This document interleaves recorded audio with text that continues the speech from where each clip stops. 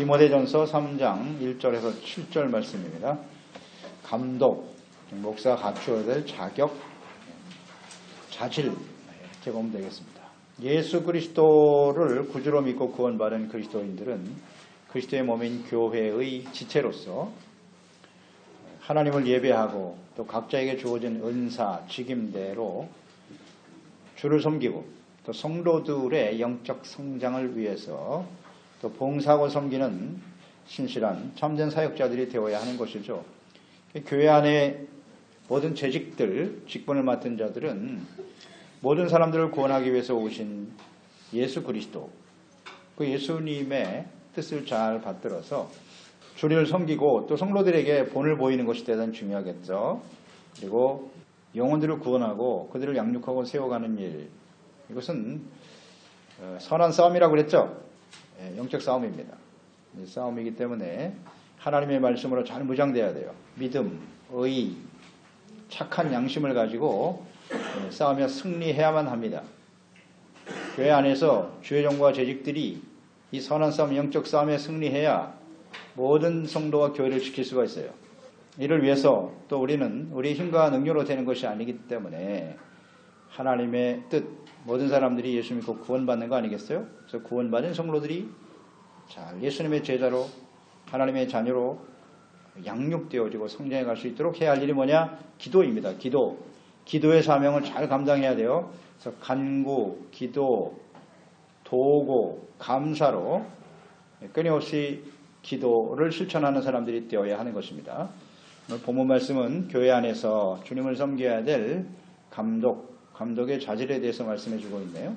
이 감독이라고 하는 직분은 이게 헬라어의 에피스코포라고 하는 말인데요.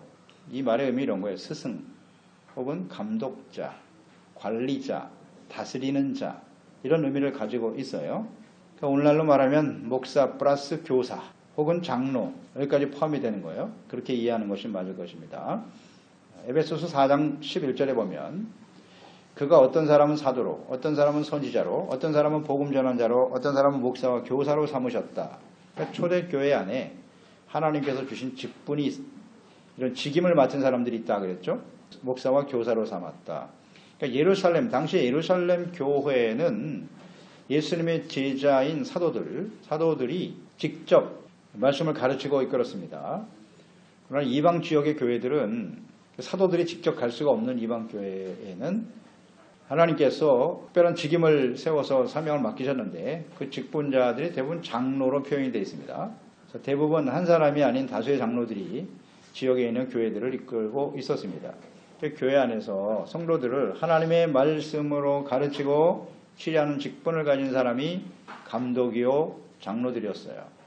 그러니까 모든 장로들을 대표하는 사람이 감독이다, 이렇게 보면 됩니다.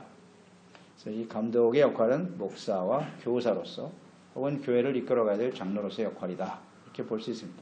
목사라고 하는 단어가 에베소서 4장 11절에 나오는데요. 이 목사는 히브리어로는 로이입니다. 로이라고 하는 건 목자의 의미죠. 하나님의 이름 중에 여호와 로이가 있습니다. 로이는 목자라는 의미예요. 이것을 헬라어로는 포이멘이라고 하는 말로 나타나는데요. 목자의 뜻이죠. 즉 하나님의 양떼들을 먹이고 이끄는 목자를 의미하는 것이죠. 그러니까 주님께서는 이 목자의 사명을 먼저 예수께서 택하신 12명의 제자들에게 맡기셨어요. 요한복음 21장 15절에 보면 베드로에게 나타나신 예수님이 하신 말씀이죠. 그들이 조반 먹은 후에 예수께서 시몬 베드로에게 이르시되 요한의 아들 시몬아, 내가 이 사람들보다 나를 더 사랑하느냐 하시니 이르시되 주님 그러하이다. 내가 주님을 사랑하는 줄 주님께서 아시나이다. 이르시되 내 양을 쳐라, 내 양을 먹이라 라고 말씀하셨죠. 양을 치고 먹이는 목자의 역할을 사도들, 제자들에게 맡기셨고요. 또 사도 바울, 이방의 사도죠. 사도 바울이 선교사역을 통해서 세워진 이방교회는 이런 장로들과 또 감독의 직분을 맡은 종들이 목자로서 이 직임을 감당하게 되었던 것이죠. 그래서 이 감독은 오늘날 성도들을 말씀으로 양육하고 선한 목자이신 예수님께로 인도하는 책임과 사명을 맡은 사역자들이라고 볼 수 있습니다. 그러면 그들이 갖추어야 할 자질은 무엇일까요? 그 첫째는 선한 일을 사모하는 사람들이어야 한다. 선한 일을 사모하는 사람들. 1절 말씀 보세요. 미쁘다 이 말이요 그 사람이 감독의 직분을 얻으려 함은 선한 일을 사모하는 것이라 함이로다. 그러니까 목사와 장로 혹은 감독이 되고자 하는 이유와 목적이 무엇이뇨? 사람들로부터 인정을 받고 특별한 지위를 얻고 혹은 생계를 위한 수단이 되어서는 안 된다는 것입니다. 그 이유와 목적은 오직 선한 일을 사모하는 것이다 그랬어요. 이 선한 일이라고 하는 것이 헬라어의 칼루라고 하는 단어인데 선하다, 존경스럽다, 혹은 훌륭하다, 유익하다, 생산적이다 라는 의미를 갖고 있어요. 그러니까 그 직위에 대한 존경심이나 명예, 그 직위 자체에 대한 어떤 명예나 존경 이런 것이 아니고요. 자신에게 주어진 사역, 그 사역을 통해서 사람들이 하나님을 경외하고 겸손히 하나님과 사람들을 섬기고 유익하게 하고 하나님과 동행하게 하며 헌신과 교육을 통해서 하나님의 사람을 주님의 제자로 양육하고 온전하게 하는 것, 선한 능력을 갖추게 하는 일을 사모하는 것이다 그랬어요. 여기 사모한다라고 하는 이 말의 의미도 강렬한 열정을 가지고 추구하는 것이 사모하는 거예요. 열정과 추구하는 것. 이것이 하나님의 부르심에 대한 이 사역을 맡은 자, 감독이나 목사로서의 올바른 태도라는 거죠. 하나님 앞에 부름받은 주의 종들이 자신은 하기 싫은데 어쩔 수 없이 끌려가는 사람, 그런 사람은 감독과 목사의 자질이 없어요. 자격이 없는 겁니다. 하나님께서는 결국 그런 사람을 부르시지 않아요. 목사나 감독으로 부름받은 사람은, 진실한 종들은요, 언제나 이 선한 일에 대한 강렬한 열정과 기쁨이 있어요. 하나님이 나를 부르셨다. 그러면 그 부르심에 대해서 난 하기 싫어요. 거부하고 하는 것은 그 사람 부름받은 사람이 아니에요. 진짜 하나님의 종들은 선한 일에 대한 열정이 있다니까요. 간절한 마음이 있어요. 나 같은 사람을 하나님이 부르시다니 할렐루야. 이게 진짜 부름받은 사람이에요. 하나님이 그런 사람을 반드시 부르세요. 선한 일에 대한 열정이 있어야 된다는 거죠. 하나님께서는 이 감독이나 목사, 주의 종들을 부르셨을 때 하나님의 말씀을 가르치고 교회를 치리하는 혹은 복음을 전하는 자로서 헌신하도록 하는 열정과 기쁨을 주세요. 그렇게 기쁨을 가진 사람을 쓰세요. 자신을 하나님께서 목사로 부르셨는지 소명에 대한 확신이 없는 주의 종들이 있습니다. 하나님께서 부르신 사람들은 언제나 선한 일, 즉 하나님과 이웃을 위해서 복음을 전파하고 말씀으로 양육하는 일에 대한 열정이 있고 기쁨이 있어요. 열정과 기쁨으로 하는지 할 수 없어 그냥 억지로 하는지 수고하고 무거운 짐을 탁 짊어지고 그냥 하기 싫은 걸 억지로 한다. 누가 그런 사람 밑에서 주님을 섬기려고 하겠습니까? 그들이 믿는 하나님과 주님을 누가 믿겠어요? 기쁨이 있어야지. 열정이 있어야지. 주님은 사명에 대한 엄중한 책임감이 있는 건 사실이죠. 이것을 내가 어떻게 잘 감당할 수 있을 것인가. 그러나 그 책임감보다 사명감보다 선한 일에 대한 열정과 기쁨을 사모하는 마음이 더 큰 거예요. 더 커요. 물론 주님의 말씀을 전하고 주의 종으로서 헌신하는 것은 십자가를 지는 일이에요. 쉽지 않죠.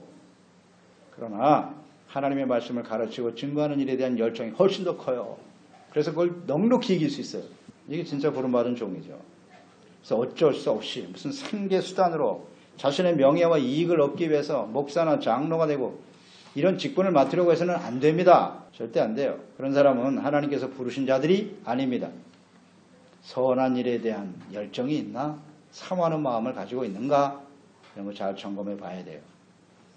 이어서 두 번째는 감독이 갖춰야 될 자질이죠. 목사나 장로들이 갖춰야 될 자질인데 2절로 3절이죠. 그러므로 감독은 책망할 것이 없으며 한 아내의 남편이 되며 절제하며 신중하며 단정하며 나그네를 대접하며 가르치기를 잘하며 술을 즐기지 아니하며 구타하지 아니하며 오직 관용하며 다투지 아니하며 돈을 사랑하지 아니하며.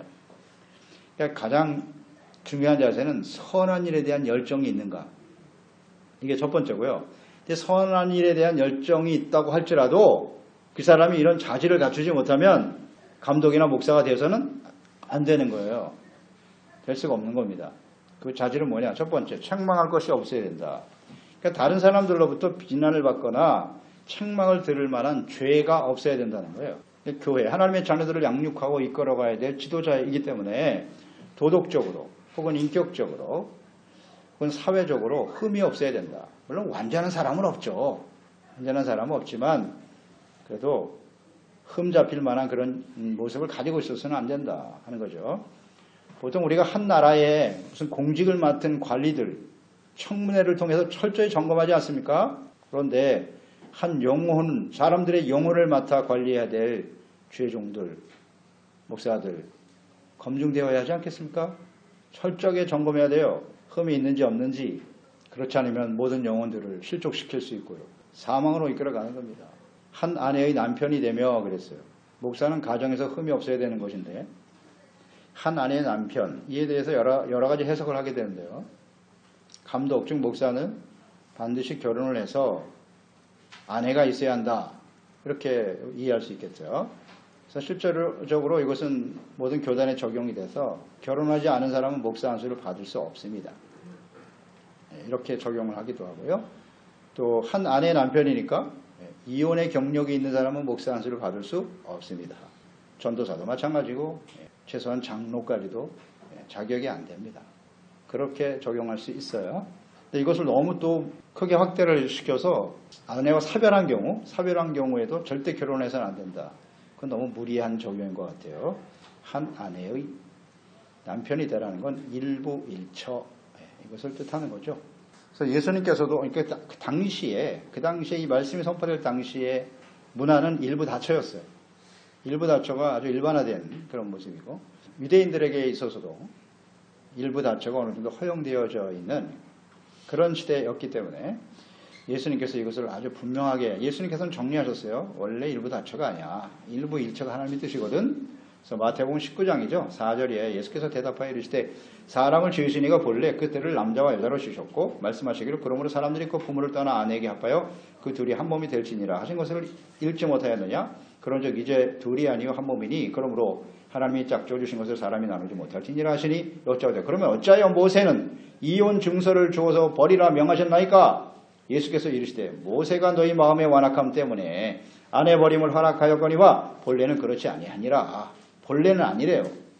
내가 너에게 말하노니 누구든지 음행한 이유 외에 아내를 버리고 다른 데 자안가드는 자는 가늠함이니라. 이렇게 말씀하셨어요. 이게 원래 일부일처입니다. 예수님의 뜻은. 그래서 목사의 직분을 통해서 선을 행하기를 사모하는 사람들은 결혼과 가정의 순결함을 온전히 지켜야 되지요. 그래서 한 아내의 충실한 남편이 되어야만 자격이 있습니다. 그 다음 세 번째는 절제하며이죠. 절제하다. 이것은 깨어있다.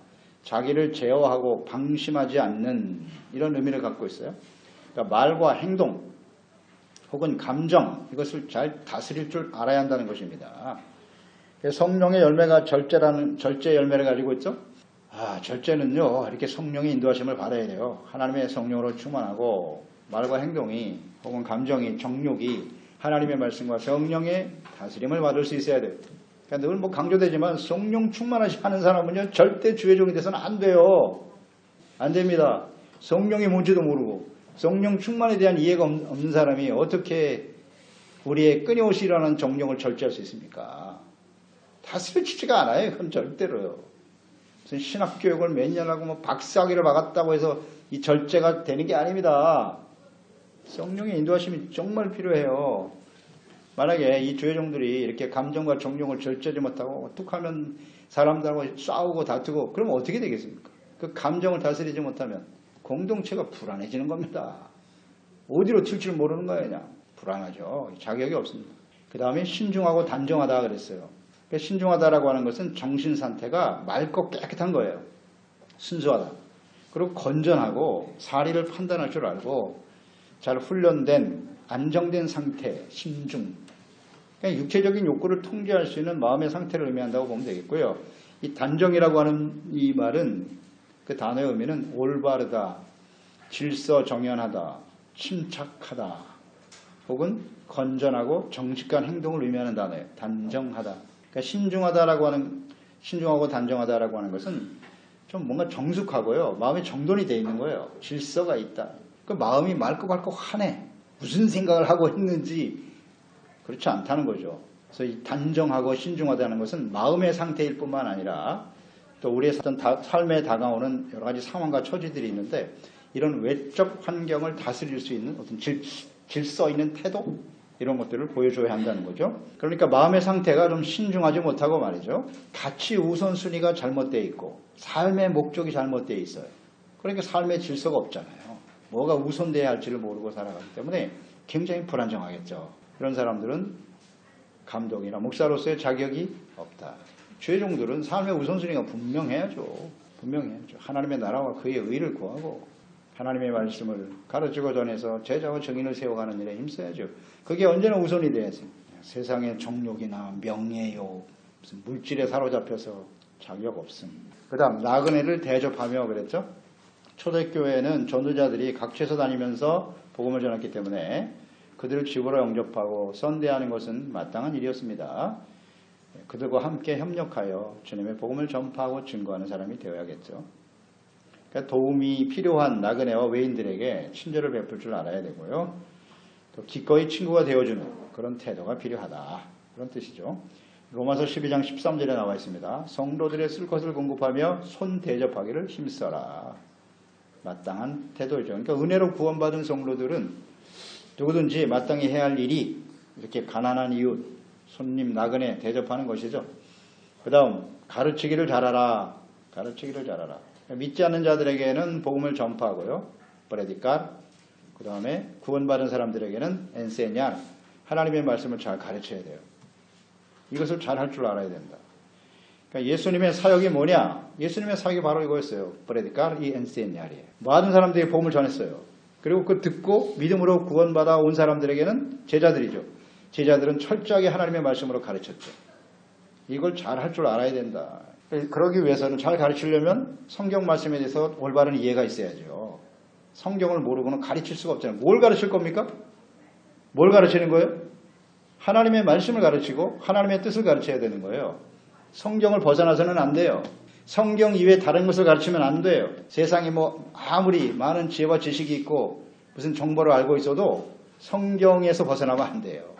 그러니까 성경 말씀에 대해서 잘 알아야겠죠. 그리고 세상에서 내가 많은 지식을 가지고 있다고 해서 잘 가르칠 수 있느냐? 그렇지 않아요. 철저하게 하나님의 성령이 주시는 은사가 있어요. 성령의 은사 중에 가르치는 은사가 있습니다. 그 성령이 주시는 가르치는 은사를 받아서 성경이 나타난 하나님의 뜻을 제대로 이해하고 가르치고 증거하는 사람이 되어야 되죠. 성경은 하나님의 감동으로 된 것입니다.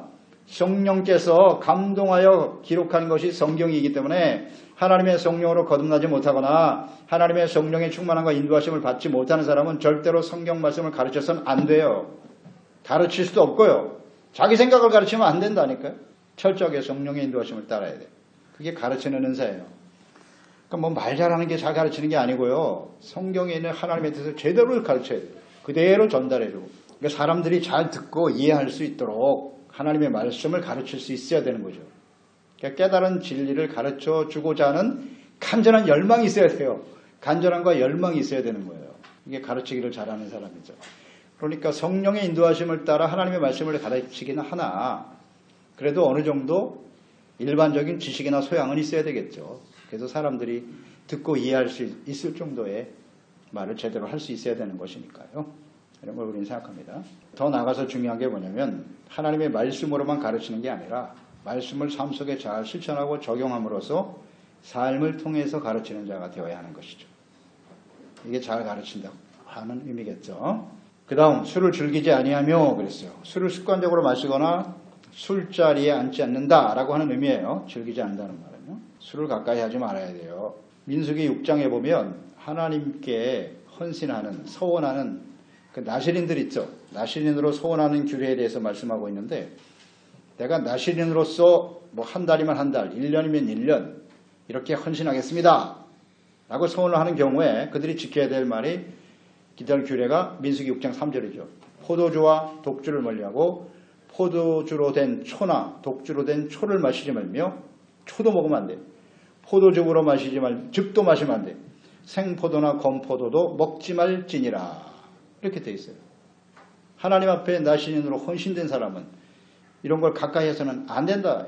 그러니까 하나님께 헌신된 사역자들, 감독이나 목사들은 하나님께 헌신된 사람들 아니에요? 하나님께 소원한 사람들이에요. 하나님, 저는 일생 동안 주님을 섬기고 하나님의 복음의 말씀 하나님의 성경 말씀을 가르치고 증거하는 일에 헌신하겠습니다.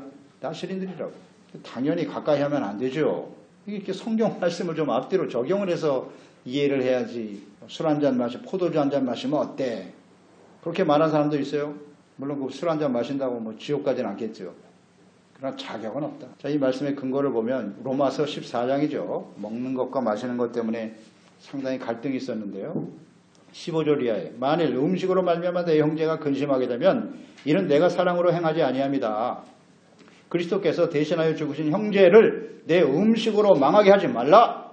음식으로 말미암아 하나님의 사업을 무너지게 하지 말라. 만물이 다 깨끗하되 거리낌으로 먹는 사람에게는 악한 것이다.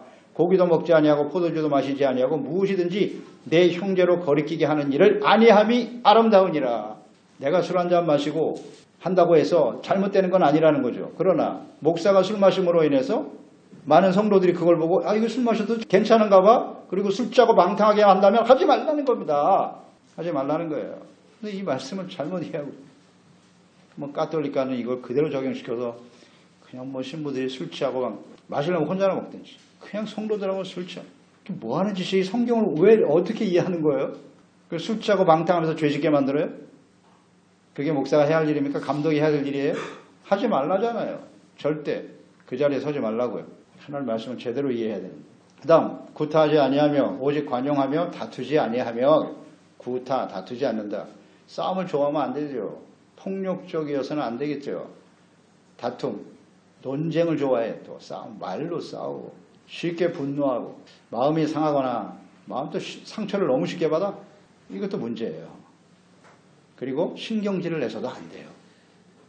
감정을 다스릴 줄 알아야 되죠. 다툼이라는 것이 다 자기 욕망에서 정욕에서 오는 거라 그랬고요. 또 이 분노를 다스리지 못하기 때문에 다툼이 생기는 거거든요. 내가 옳다. 이것은 옳지 않아요. 말싸움, 논쟁 이런 거 좋아하면 안 됩니다. 그래서 말과 행동으로 상대에게 육체적으로 상해를 가해서도 안 되고요. 그렇죠? 구타하지 말라 그랬으니까. 육체적으로 상해를 가해서도 안 되고 육체보다 더 큰 상처를 주는 게 말이죠. 말로 상처 주는 이런 일도 하지 마라.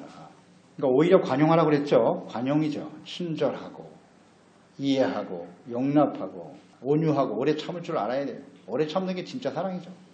사랑은 오래 참고 모든 것을 참으며 견디는 게 사랑입니다. 그냥 뭐 견딜 수 없는 말을 수없이 듣지만 참아야죠. 인내하고 참아야지. 주님 생각하고 참고 기대와 소망을 언젠가 깨닫게 되겠지.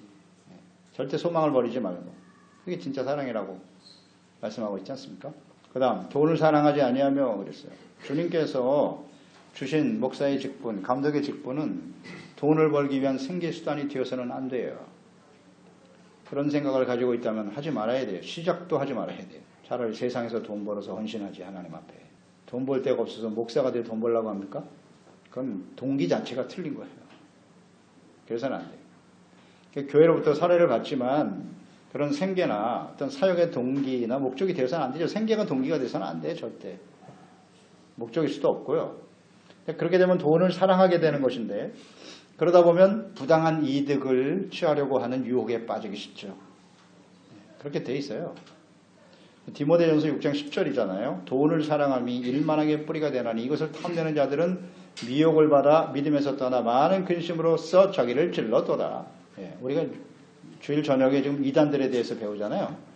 그러니까 이단들의 특성이 어떤지 쭉 우리가 지금 공통적으로 찾아낼 수 있는 게 뭐냐면 아주 정욕적이라는 거죠. 돈을 좋아해. 돈을 좋아해요. 그대로 뭐 그럴듯하게 말하지만 결국 자기의 정욕을 채우고 돈 버는 일에 혈안이 되어 있는 사람들이에요. 이단들의 특성이죠. 가짜 목자죠. 오늘도 그런 모습으로 흘러가고 있다는 게 참 안타까운 일이죠. 돈과 재물을 사랑하고 탐내고 쌓아두려고 한다. 이거 내가 지금 정죄에서 벗어나고 있구나. 그렇게 보면 돼요. 이 탐심을 갖게 되면 반드시 죄를 낳게 돼 있고요. 죄는 장성해요. 더 죄에 대해서 담대해져. 그리고 합리화시키고 말이죠. 말씀은 또 알아가지고 여기저기 갖다 붙이면서 얼마나 합리화시키는지 결국 사망에 이르게 돼 있어요. 골로새 3장 5절 그러므로 땅에 있는 지체를 죽여라. 곧 음란과 부정과 사욕과 악한 정욕과 탐심이니 탐심은 우상 숭배입니다. 우상 숭배입니다. 그러니까 이것은 감독과 목사들의 자질이기도 하지만 우리가 장로로서 혹은 교회 재직으로서 주를 섬길 때 말이죠. 이것이 무슨 명예와 지위를 얻기 위한 것이고 그것을 이용해서 내가 무슨 돈을 벌고 생계의 수단으로 삼으려고 하는 재직들이 많아요. 오늘날 작은 교회는 없지만 큰 교회는 이런 사람들이 많아요. 서로 이권 다툼하고 말이에요. 세상처럼 말이에요. 이건 진정한 종들이 될 수 없어요. 자격이 없는 겁니다. 그 다음 가정을 잘 다스리는 사람이어야 한다. 4절로 5절이죠. 자기 집을 잘 다스려 자녀들로 모든 공손함으로 복종하게 하는 자라야 할지며 사람이 자기 집을 다스릴 줄 알지 못하면서 어찌 하나님의 교회를 돌보리요. 아멘. 자기 집을 다스려 자녀들로 공손함과 복종하게 하는 자라야 된다. 자녀들이죠. 자녀들은요 부모의 거울이에요. 열매입니다. 그대로 투영돼요. 자녀들의 모습 속에서 부모의 모습이 나오게 돼 있어요. 이건 뭐 속일 수 없잖아요. 그러니까 가정에서의 생활은 곧 교회에서의 리더십의 기준이 되는 거예요. 평가 기준이 돼요. 그러니까 자기 가정을 잘 다스리지 못하는 사람이 목사가 돼요. 교회와 성도들을 올바로 이끌어갈 수 있겠습니까? 어렵죠. 그러니까 목사의 어떤 가정의 자녀들은 공손하게 그랬잖아요. 언제나 겸손하게 하나님을 경외하고 하나님의 말씀에 순종할 뿐만 아니라 부모에게도 공손히 순종할 줄 알아야 한다는 겁니다. 부모의 말에 불순종하고 진심으로 공경하지 않는 자녀들이라면 목사로서의 자질이 없는 거예요. 그렇잖아요. 자기 자녀 하나 제대로 말씀을 가르치고 양육하지 못하면서 어찌 사람들을 가르칠 수 있느냐 하는 겁니다. 맞는 말씀이죠. 사실 현실적으로 보면 우리가 자녀들을 우리가 낳았습니다만 부모의 힘으로 그들을 거듭나게 할 수 있나요? 안 되죠. 사실은. 거듭나게 하는 것은 하나님만이 하실 수 있는 일인데 다만 부모로서 말이죠. 하나님의 말씀으로 혹은 하나님의 말씀에 순종하는 거룩한 삶을 통해서 가르치고 양육하는 일에 최선을 다해야죠. 그래서 자녀들이 겸손히 하나님을 경외하도록 힘써야 하는 것입니다. 그래서 그 가정의 자녀들이 아버지의 말에 불순종하고 거역하는 상태라면 어찌 하나님의 교회와 성도들을 가르치고 양육할 수 있겠습니까? 우리가 교회 안에서 목사가 되고 감독이 되고 장로로서 이끌어갈 때는 그 자녀들을 잘 다스리고 이끌어갈 수 있어야 된다. 이게 검증이 돼야 되는 거예요. 근데 요새 이런 거 신학교 들어갈 때 이런 거 체크하지 않아요. 점검하지 않습니다. 이거 철저하게 조사해야 돼요. 교회에서 봉사를 얼마나 잘했는지 가정생활이 어떤지 조사해야 됩니다. 그렇게 해서 주의 종이 돼야 되는데 그런 과정이 없어요. 검증되지 못한 사람들이 나오니까 문제가 생기는 거예요. 그 다음 영성훈련과 불신자에게도 좋은 평판을 받은 사람이 되어야 한다라고 말씀하고 있네요. 6절로 7절이죠. 그러니까 새로 입교한 사람도 안 되고요. 왜? 교만해져서 마귀를 정죄하는 그 정죄에 빠지기 때문이고요. 또한 외인에게도 선한 증거를 얻은 자라야 한다. 비방과 마귀의 올무에 빠질까 염려함이니라 그랬어요. 새로 입교한 사람이 안 된다. 당연하겠죠. 이제 막 구원받은 새신자, 영적으로 어린아이와 같은 사람들이죠. 하나님의 말씀에 대한 이해도 없고 기도 훈련도 안 돼 있고 그런 사람들이 목사가 될 수 없습니다. 당연히 없죠. 왜 그래야 되느냐? 그들이 교만해진다 그랬어요. 자격도 없는 사람들이 목사의 지위를 얻게 되면 감독이라는 지위를 얻게 되면 아주 교만해져요. 그래서 사탄의 유혹의 시험에 쉽게 빠질 수 있다. 교만해지는 게 유혹이거든요. 여기에 넘어지면 교만해지면 결국 하나님 앞에 책망을 줄 수밖에 없기 때문에 많은 사람들을 또 잘못 이끌어가지 않습니까? 그러니까 영성훈련이 반드시 필요하죠. 그러니까 하나님의 말씀을 잘 배워야 되고요. 또 하나님 말씀 앞에서 훈련받는 거예요. 말씀을 묵상하면서 이 하나님 앞에 내가 얼마나 어리석고 미련한 존재인가, 연약한 존재인가를 깨닫는 거죠. 그러니까 말씀 훈련을 잘 받으면 받을수록 겸손해지겠죠. 그러니까 사탄의 유혹은 언제나 교만이에요. 교만으로 유혹이 찾아오는 건데 말씀으로 다스려진 사람은 겸손해져요. 내가 얼마나 어리석은 자를 알기 때문에. 그리고 하나님께 대한 절대적인 신뢰와 믿음을 갖고 하나님을 의지하게 되죠. 이게 영성훈련이거든요. 그러니까 여러 가지 우리가 삶을 통해서 신앙의 연륜을 통해서요. 시련과 환난을 지나면서 인내와 연단의 과정을 거치고 겸손해지고 믿음이 견고하여져서 어떤 상황을 만나도 우리의 감정과 이런 모든 일을 절제할 줄 알고 다스려야 되고요. 항상 기뻐할 수 있고 범사에 감사할 수 있고 하나님께 찬양하며 헌신할 수 있는 이런 성숙한 과정을 반드시 거쳐야 합니다. 거쳐야 해요. 쉽지 않죠. 여러분 우리 신앙의 여정을 돌이켜보세요. 얼마나 많은 시련과 사람들과 관계 속에서의 상처 고통과 아픔을 경험하는지 그것을 잘 인내할 줄 알고 그런 사람도 사랑하고 용납할 줄 아는 훈련이 필요하죠. 그렇지 않은 사람은 절대 안 돼요. 하나님께서도 주님의 사역을 맡아 헌신하는 종들을 반드시 훈련시키세요. 연단하신 후에 사용하시는 것 알 수 있죠? 하나님과의 교제 훈련, 말씀 묵상과 기도잖아요. 말씀 묵상 훈련이 안 되고 기도로 하나님과 교제하는 삶이 없이 어떻게 사람들을 바르게 가르치고 인도할 수 있단 말입니까? 불가능한 일이죠. 사람들 비유만 맞추는 게 그게 목자가 해야 할 일이 아니에요. 사람들 그냥 감정이나 다스려주고 그게 사실은 본질은 아니라고요. 하나님 앞에서 하나님의 뜻을 바르게 이해하고 이 사람들을 하나님과 예수 그리스도와 연결시켜줘서 선한 목자이신 주님을 따르게 하는 거예요. 하나님의 말씀을 잘 이해하고 가르쳐줘야죠. 이게 가장 중요한 직무고 또 끊임없이 그러기 위해서는 내 힘으로 안 되니까 기도해야죠. 최소한 죄종들은 하루에 1시간 이상 기도해야 합니다. 기도하고 말씀 묵상, 말씀을 연구하는 거 매일같이 해야 돼요. 말씀을 떠나서 어떻게 사람들을 바른 길로 생명으로 인도할 수 있단 말입니까? 성령께서 주시는 은사로 성실하게 항상 감사와 기쁨으로 봉사하며 섬기는 훈련, 말씀, 기도, 봉사, 헌신 훈련 받아야 돼요. 그렇지 않으면 안 돼요. 그 다음 외인들에게도 좋은 평판을 받아야 된다 그랬어요. 외인이라고 하는 건 하나님 믿지 않는 사람이겠죠. 그러니까 세상 사람들로부터도 좋은 평판을 받은 자라야 한다. 불신자들은 경건하게 살아가는 그리스도인들을 좋아하지 않죠. 박해하고 핍박하기도 하는데요. 그렇지만 그럼에도 불구하고 원수까지도 사랑하고 그 이웃을 불쌍히 여기고 그들을 위해서 끊임없이 기도하고 중보하고 겸손함과 성실함으로 섬기고 자신의 주어진 일에 항상 충성을 다하며 일단 거짓이 없잖아요. 사람들을 진실하게 대하지 않습니까?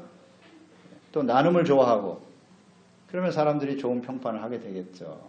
사람들이 믿지 않는 사람들에게도 좋은 평판을 받을 수 있어야 돼요. 일단 뭐 분노하거나 다투거나 이러지 않잖아요. 사람들을 온유하고 겸손함으로 대하고 온유함과 친절로 이웃을 대할 때 사람들로부터 당연히 칭찬을 받겠죠.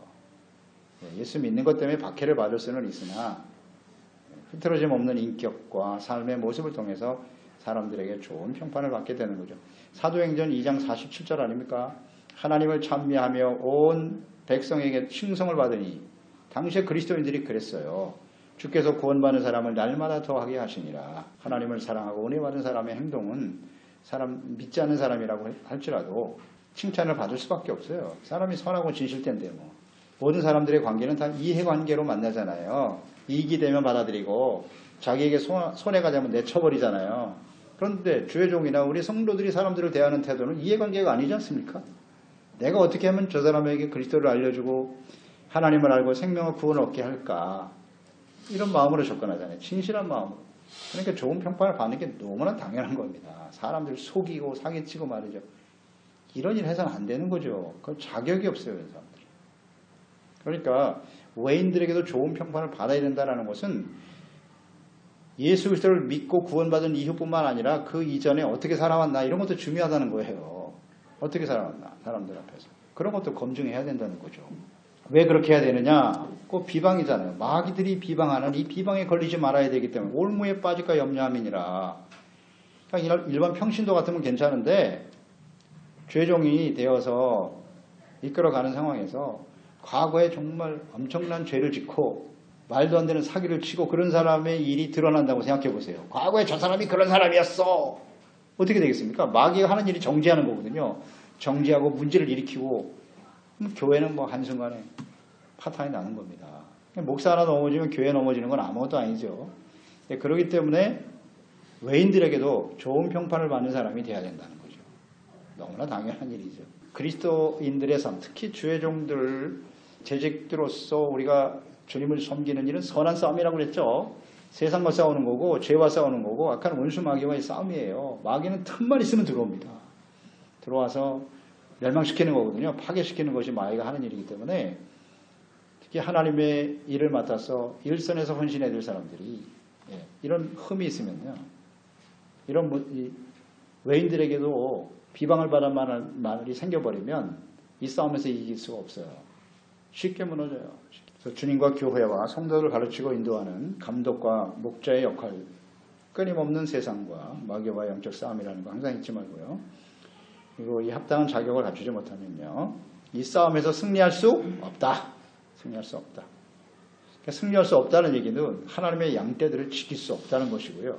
그리고 하나님의 나라로 그들을 인도할 수 없다는 거죠. 감독으로서, 목자로서, 또 교회 재직으로서 이 합당한 자가 될 수 있도록, 우린 다 완전하지 못하죠. 합당한 자가 될 수 있도록 서로를 위해서 중보하고 기도해주고, 또 우리도 분명한 기준을 가지고 성숙해가는 일에 힘쓰는 주님의 신실한 사역자들이 되어야 하겠습니다. 기도하겠습니다.